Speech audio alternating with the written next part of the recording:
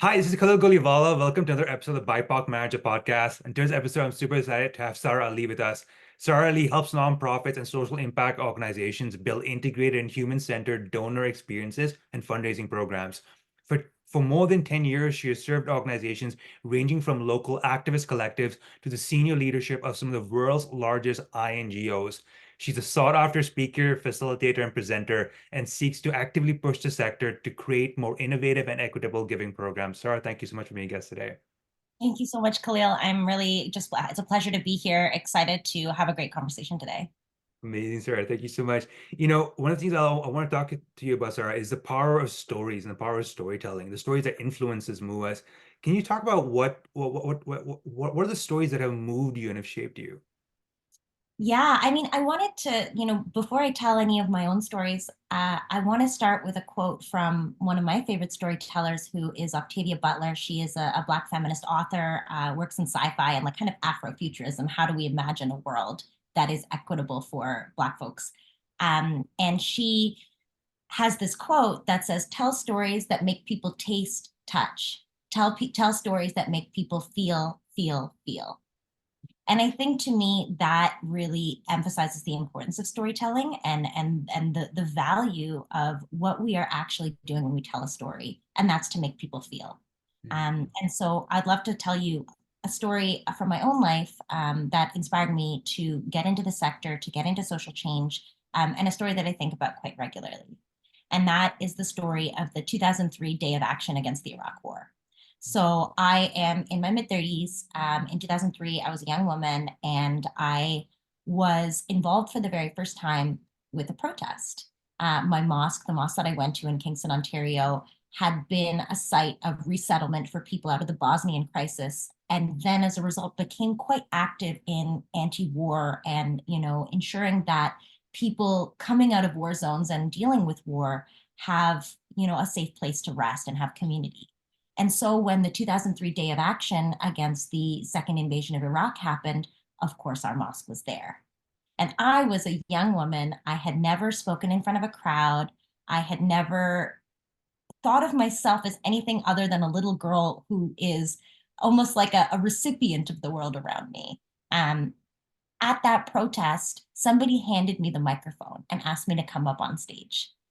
And I was scared and I had never done it before. But I went up and I said, people think that kids don't care about what's going on in the world, but we do. We really, really do. And that's all that I said. But when everybody cheered, and when people came up to me afterwards and said, we need young people to do this work, thank you for speaking, my life changed. I realized that I'm not just a passive recipient of the world around me. I too can be an agent of change, and I too can be a voice, not just for myself, but for other kids and for other people in the world who are undergoing war and occupation, who are undergoing poverty, who are undergoing housing injustice, who are, dealing with chronic illness, whatever the case may be. And that's a story that I think about a lot, and that really activates me to keep doing this work. Because if even a child can be a voice for those who don't have one and can sway a crowd into the right place to make change, then any of us can do it. Amazing, Sarah. No, I think about, I can imagine you being this person there, being this, this young woman being around these people. And what I'm also getting a sense of, it's not just stories we hear, but the stories that we tell ourselves about who we are. Like you said, imagine you look back upon that moment and you say, who is Sarah Lee right now? And Sarah Lee was this young woman who was, when handed the mic, she didn't walk away from it.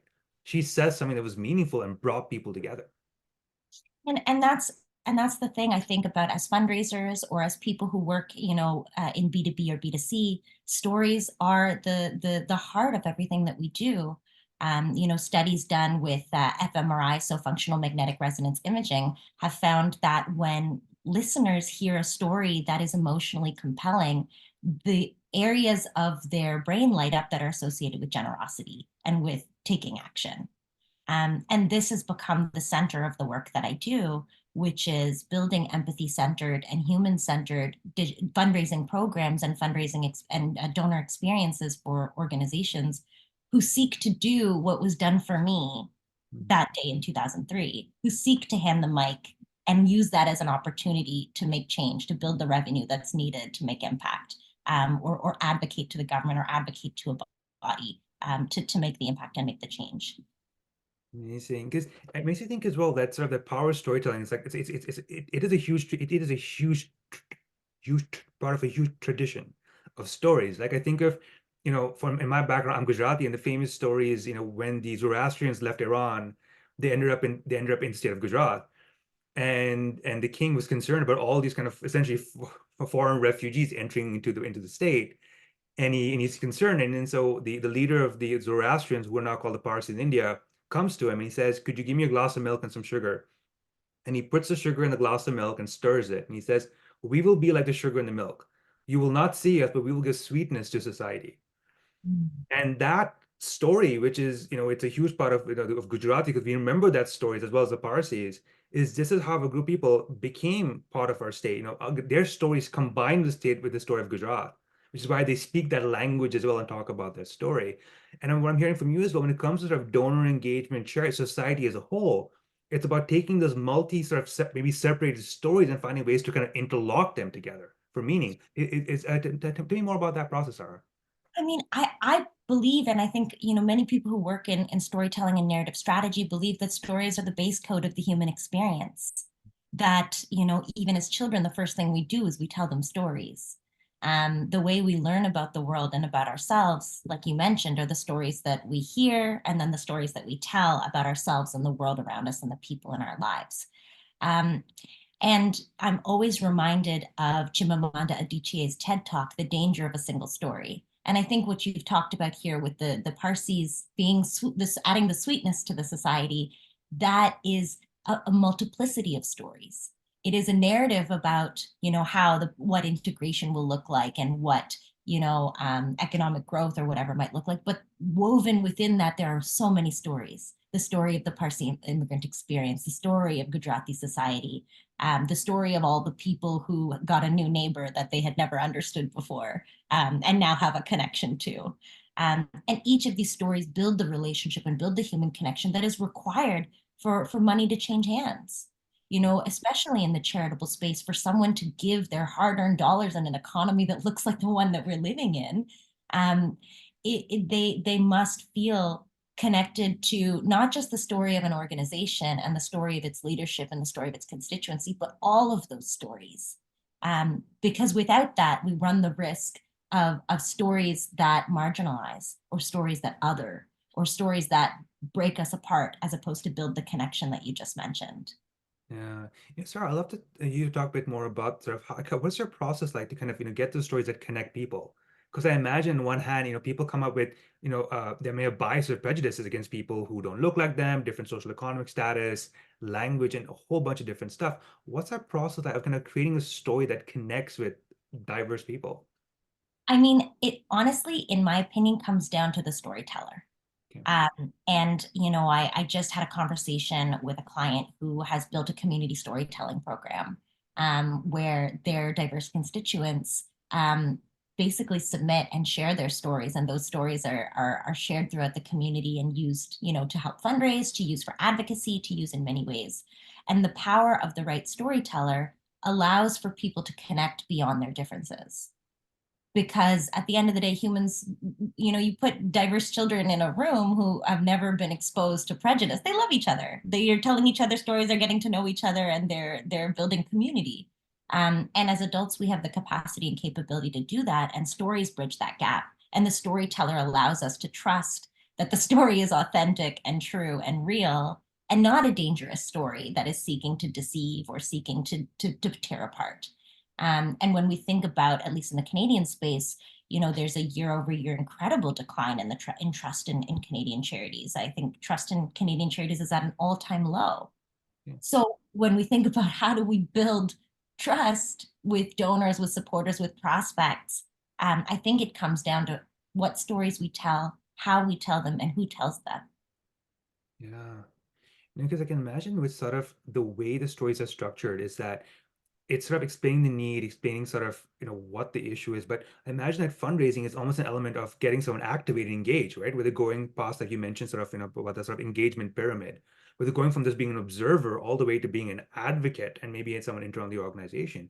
Can you talk a bit more about maybe how storytelling sort of affects that engagement of taking someone from just, let's say, being a, someone just being a casual observer to actually being someone, like you say, showing up at a protest and speaking at a microphone?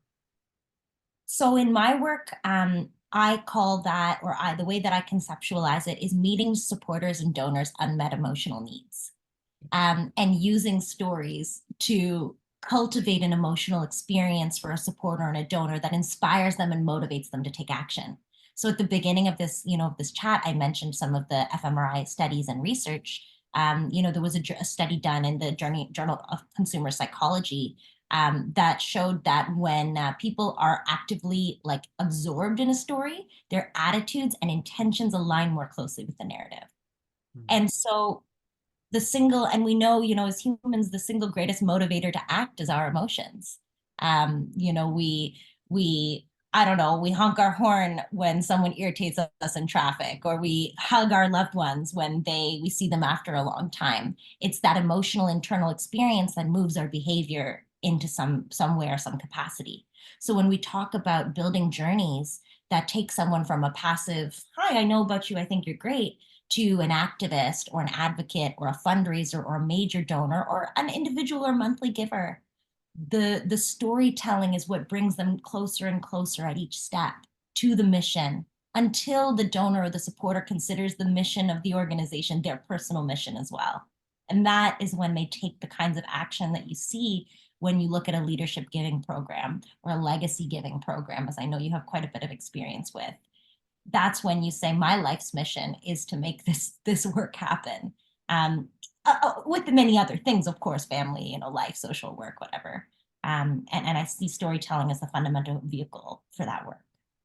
Yeah, sir. Yeah, well, maybe if I can dig a little bit deeper there, but in the power of storytelling, I know that you've launched a fellowship program, but I want to maybe put that in context. Can you talk about me the story of how, what, I mean, we should talk about what the fellowship program is and what prompted you to start it?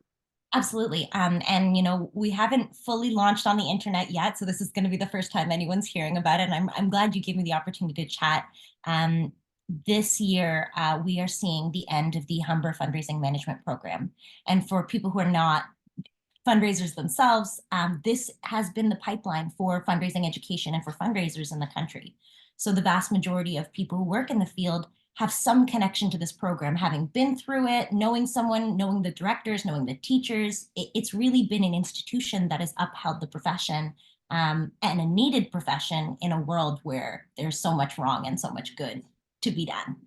And with the loss of this program, I came to the realization that it's now beholden upon us and especially as a diverse practitioner, to inspire and engage young, diverse, aspiring professionals to get into the field. And in doing so, bringing their stories of their lived experience in a way that connects with donors that don't necessarily look like the fundraisers who staff, the profession as it exists. I'm Muslim, if you want to talk to Muslim donors during Ramadan or any other time of the year, your best bet is going to be to find a Muslim who understands how to talk to them, because it's going to be easy. It's not going to take 6 weeks of cultural competency training. It's not going to take 30 rounds of edits. It's not going to potentially still miss the mark, because it has that authentic story and human and community connection. So the fellowship that I've launched is called the Lillypad Fellowship. I have my first fellow in right now. And essentially what we are doing is we are working with her to help her shape her story as someone with diverse lived experience and as an aspiring fundraiser, and then learn the nuts and bolts of the profession, so that the stories that she carries that are going to make her an incredible asset to the field, have a place to go, with the loss of this program. So my hope is that, it's a pilot, but my hope is that we'll continue and grow. Amazing. Sorry, before we wrap up, a quick question as what made you choose the name Lilypad for the fellowship? That's a beautiful question. So as a diverse professional in the nonprofit space, and I've heard from so many diverse leaders and practitioners that they find themselves hopping from shop to shop, because they get in, things are kind of gravy, then challenges start to arise, then maybe there's like a justice, equity, diversity, inclusion, or D&I requirement of the work that this person has to do in order to just do their job. and they get burnt out, and then they jump to another shop. And just like a lily pad, if you stay on it for too long, it sinks. And so diverse aspiring professionals, we jump from shop to shop often.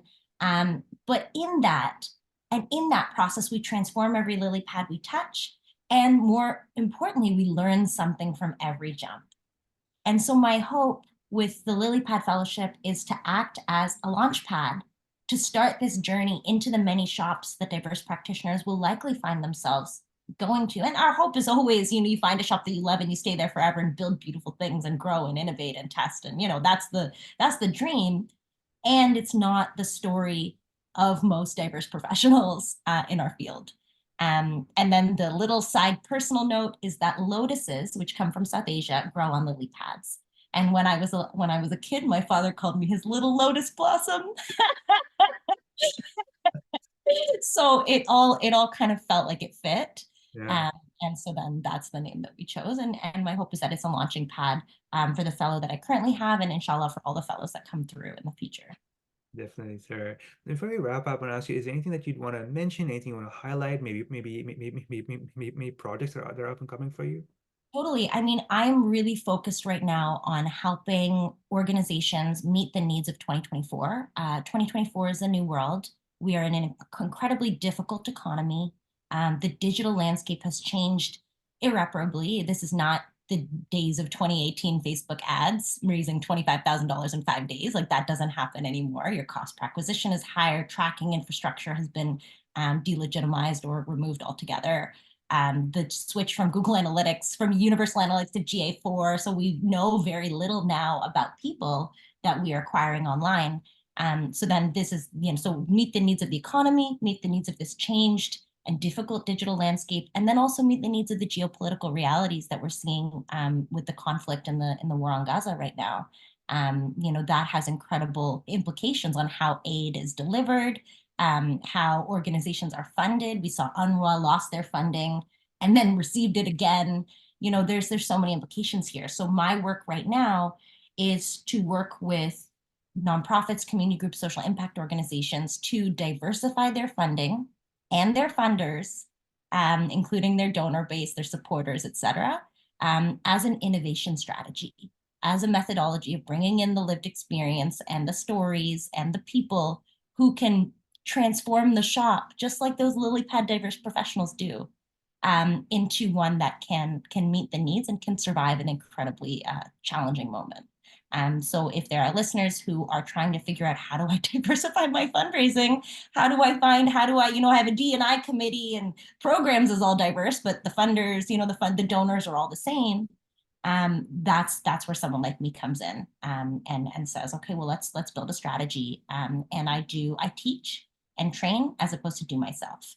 Meaning that my hope is to build the competency of every organization I touch, so that they can carry on this work and diversify their funding streams and their donor base and their leadership and everything on their own, because then that's the real impactful work. So if anybody's interested in chatting, hearing about that work, or getting in touch to bring it to their own shop, I'm happy to have a conversation.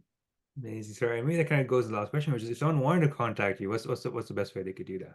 I am very active on LinkedIn. It's my favorite social channel, and the algorithm is like the Wild West still, the algorithm is highly favorable to interesting content. So my LinkedIn is Sarah Ali Digital. I don't just do digital programs, but I started in digital, hence the name, and believe in digital first as a methodology, because even our major donors want a portal online that they want information at their fingertips, right? So then you can get in touch with me on LinkedIn at Sarah Ali Digital, or by email at Sarah Ali Digital. Not too hard to remember. And then we can take any conversations from there. Amazing. Thank you so much for being a guest today, sir. Thank you, Khalil, for having me. We've known each other for many years. I love the work that you do. I love this podcast. And I'm just grateful to have the opportunity to tell my story. Thanks, sir. Bye.